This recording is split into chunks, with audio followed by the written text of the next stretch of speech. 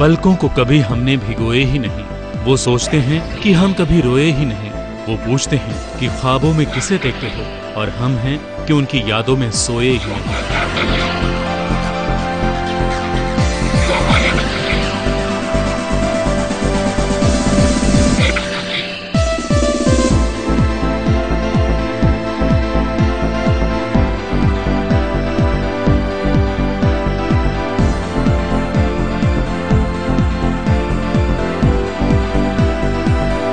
अर्जुन और पूर्वी का कुछ ऐसा ही हाल है। रात के 2 बजने को हैं, लेकिन दोनों की आंखों में नींद नहीं है।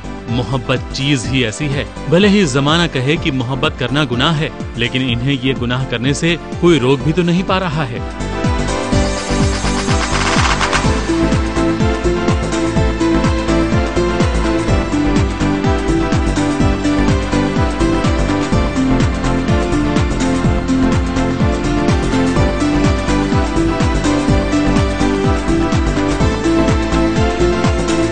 क्योंकि ये दोनों जमाने के सामने तो एक दूसरे से जुदा रहते हैं, लेकिन ख्वाबों में एक दूसरे के बिना रह नहीं पाते हैं। बेचारे करे भी तो क्या, उनका दिल है कि मानता नहीं, और इसी दिल से मजबूर ये प्यार के पंछी एक दूसरे से ख्वाबों में ही मिल लेते हैं। अर्जुन आज फिर से ख्वाब देख रहा है और अपनी ख्वाबों की मलिका को वो हर ओर पा रहा है। ये जो आपका प्यारा प्यारा अर्जुन है, थोड़ा बौखला सा गया है। बच्चे ने सुबह भांग का पान खा लिया था या क्या पता नहीं, तो उसे जगह जगह हर जगह पूर्वी दिख रही है। बेडरूम में पूर्वी, बाथरूम में पूर्वी, और हॉल में पूर्वी। बाथरूम साफ कर रही थी क्या? वैसे कर तो सकती है। इसके बाल, इसकी चोटी देखिए आपने, झाड़ू से कम नहीं, इतनी लंबी, थे दफा पूरा बाथरूम साफ कर सकती है। लेकिन मुझे अपने हरी काका में भी पूर्वी नजर आ रही थी। ये तो हद हो गई यार। आप हरी काका को देखेंगे और पूर्वी को देखेंगे तो आप मुझे डांटेंगे, बोलेंगे कैसे, बट मुझे हरी काका में भी पूर्वी नजर आ रही है, और मुझे जगह जगह सिर्फ पूर्वी नजर आ रही है। किसी ने सच ही कहा है कि दिल के सागर में लहरें उठाया ना करो, ख्वाब बनकर नींद चुराया ना करो। बहुत चोट लगती है मेरे दिल को, तुम ख्वाबों में आकर यूं तड़पाया ना करो। लेकिन पूर्वी कहाँ जानती है कि उसका अर्जुन तो उसे अपने आसपास देखकर भी तड़पता रहता है। उसका पूर्वी के लिए जो पागलपन है वो तो जागते हुए भी जता देता है। कभी वो उसका चेहरा देखकर तो कभी उसकी साड़ी देखकर वो पागल हो जाता है। पूर्वी ने साड़ी भी तो कुछ ऐसी ही पहनी है। गैस कीजिए कि ये साड़ी इनको किसने गिफ्ट की? एक सीन था, इसने गिफ्ट की थी उसमें, इसने, ठीक है, इसने, प्रोडक्शन ने पैसे दिए थे। चॉइस किसकी थी? क्रिएटिव्स की। हाँ जी। तारीफ कर। वाह बेटा, मतलब तुम इसमें है ना नील परी जैसी लग रही हो। ढंग की तारीफ कर। तुम इसमें नीलम लग रही हो। और अच्छी तारीफ कर। बोला नागिन लग रही हो, नागिन। और अच्छी तारीफ कर। तुम इसमें तुम वो चांद लग रही हो जिसपे तारे चमक रहे अभी छोटे छोटे।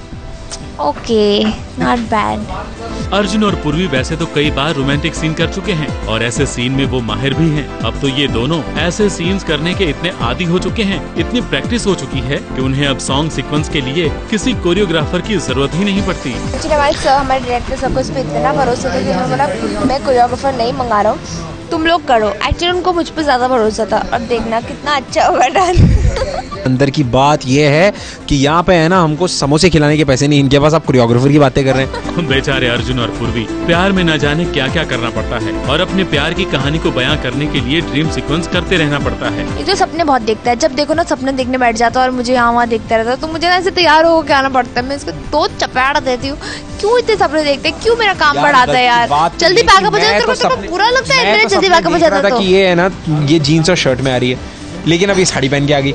मेरे सपने के हिसाब से तो आई नहीं है ये। मैं सपने में तो इसको जीन्स और शर्ट में देखा, ये पता नहीं क्यों साड़ी पहन के आ गई। मेरा बस चला है तो मैं माइक्रो मिनीज में आऊं।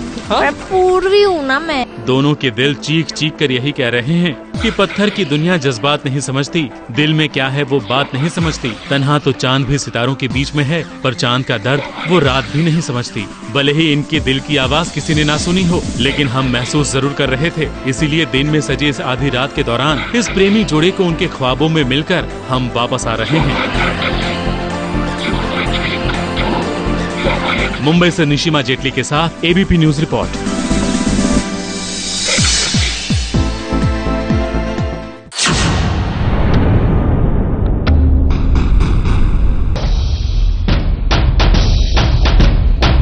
बहन कोई खिलौना है जिसकी जिंदगी के साथ तू खिलवाड़ करेगा? हाँ?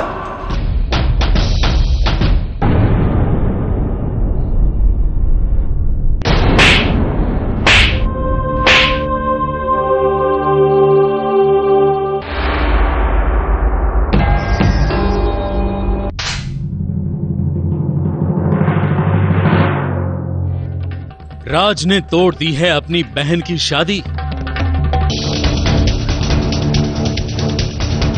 मेरी बहन कोई खिलौना है जिसकी जिंदगी के साथ तू खिलवाड़ करेगा। जितने सपने थे उसकी जिंदगी के सुनहरे पल मिट्टी में मिला।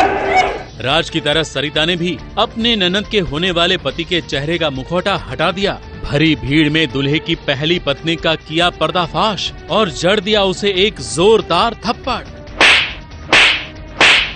मैं बदला चुका रही हूँ। मुझे जो थप्पड़ मारता है, जिसकी वजह से थप्पड़ पड़ता है, उसको मैं थप्पड़ मार के रहती हूँ। तो आज मैंने अपनी पूरी कसर निकाल दी और एक थप्पड़ मारा है जोरदार। जब भी थप्पड़ मारने जाता हूँ कोई ना कोई बीच में आ जाता है, तो मैं बस सबको हूल और धमकियां देता रहता हूँ। लेकिन कल मैंने अपने एक्शन की सारी कसर पूरी कर ली।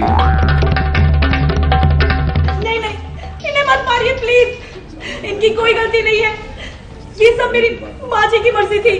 अब जब राज और सरिता ने अपने अपने हाथ साफ कर ही लिए हैं, तो सरिता की सास कैसे पीछे रह सकती थी।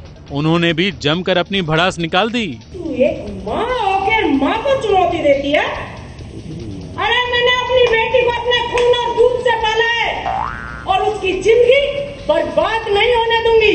तुमसे एक विनती है, हाथ जोड़ के अभी और इसी टाइम इस घर से बाहर निकालो। अगर कमला के हाथ में झाड़ू आ गई एक बार तो इतना मारूंगी, अब इतना मारूंगी कि डॉक्टर को चेहरा दिखाने लायक नहीं रहोगे। दफा हो जाओ घर से। इस सीन को करते समय राज और सरिता दोनों को ही बहुत मजे आ रहे थे और खूब सारे रिटेक भी देने पड़ रहे थे। इस रिटेक के चक्कर में राज और सरिता को अपना विवाह याद आया और दोनों ने एक दूसरे को वचन देना शुरू कर दिया कि जो लड़का तुम्हें दे ये वचन होने चाहिए, ये मेरे वचन। मुझसे खाना ना बनवाए, कुक होना चाहिए, हर चीज के लिए सर्वेंट होना चाहिए, मुझे शॉपिंग पर लेकर जाए। प्लीज ये सब जरूर दिखाइएगा ताकि सृष्टि को पता चले कि उसे कोई लड़का नहीं मिलने वाला। नहीं नहीं, मैं ऐसी लड़की नहीं हो क्या?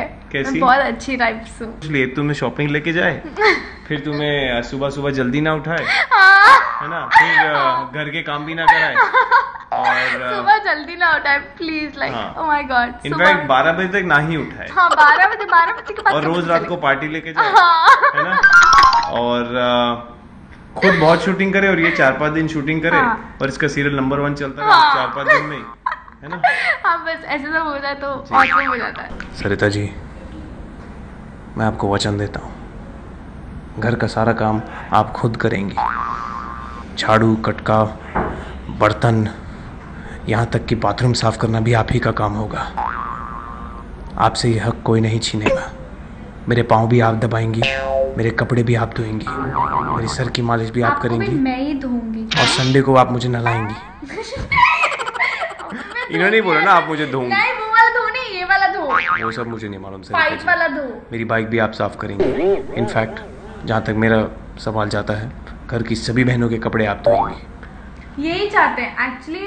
घर के प्लम्बिंग का भी काम आप करेंगी। होता वो औरतों से आप घर की प्लम्बर, इलेक्ट्रिशियन, बाई, मालकिन सब आप होंगी और आप खुद कभी नहीं नहाएंगी।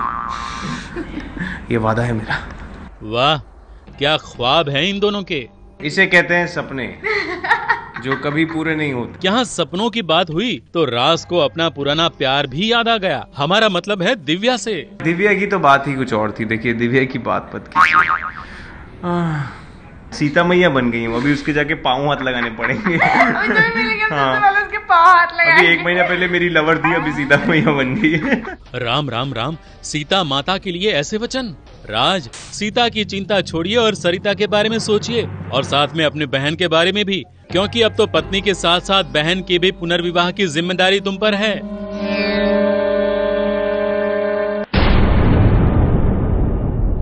मुंबई से राज दीक्षित की रिपोर्ट।